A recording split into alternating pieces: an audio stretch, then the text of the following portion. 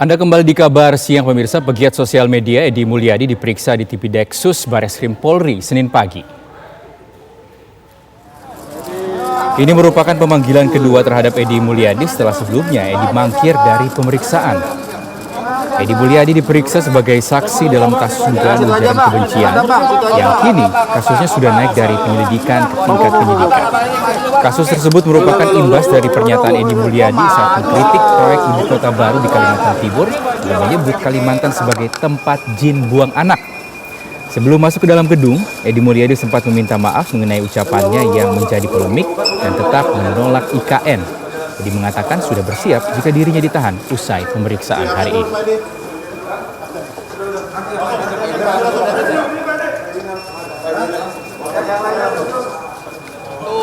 Saya kembali minta maaf.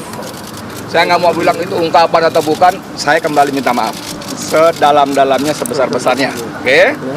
Yang kedua, saya tetap menolak IKN. Oke. Kenapa? Karena ikan banyak kajian itu ya. Yang penting misalnya tidak tepat waktunya. Ya, saya menduga. Tidak berharap ya, tolong dicatat deh ya. Nanti teman-teman wartawan ini suka bikin judul-judul yang bombastis. Edi Mulyadi nantangin ditahan, bukan.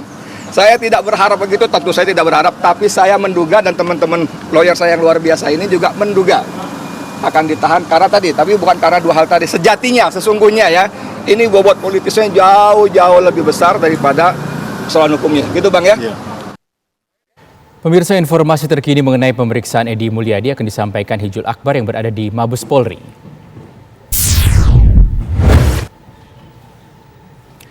Hijul, selamat siang. Bagaimana jalannya pemeriksaan terhadap Edi Mulyadi hari ini di Mabes Polri?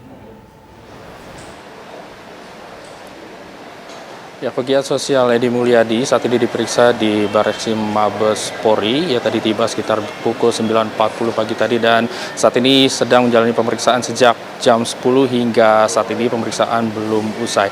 Berdasarkan dari keterangan polisi, dalam hal ini Kadif Humas Polri, Irjen Pol Dedi Prasetyo, untuk kasus dugaan ujaran kebencian ini sudah statusnya dinaikkan dari penyelidikan ke penyidikan dan sementara status dari Edi Mulyadi masih sebagai saksi yang saat ini sedang diperiksa. Dan dari penyelidikan yang ditingkatkan ke penyidikan itu usai dilakukannya gelar perkara oleh pihak polisian pekan lalu dan pemeriksaan 15 orang saksi dan juga 5 saksi ahli.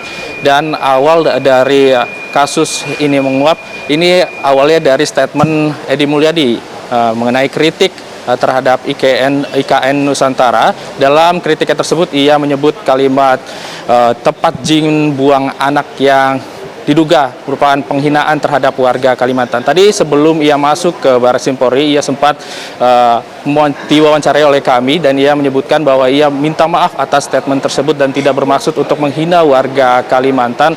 Dan hal tersebut hanya berupa kritik terhadap proyek dari IKN Nusantara atau Ibu Kota Baru Nusantara.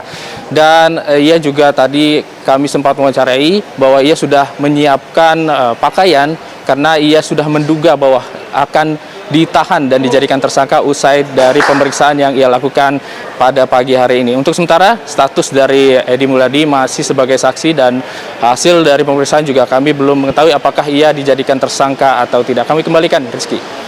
Hijul, selain Edi Mulyadi, apakah juga ada rencana pemeriksaan pihak lain di Bareskrim Mabes Polri pada hari ini terkait kasus yang sama?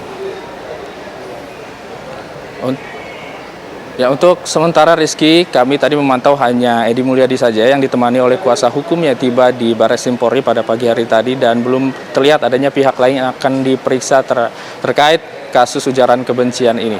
Rizky. Baik, terima kasih Hijul Akbar melaporkan langsung dari Bareskrim Mabes Polri. Kita akan tunggu perkembangan terbaru dari sana.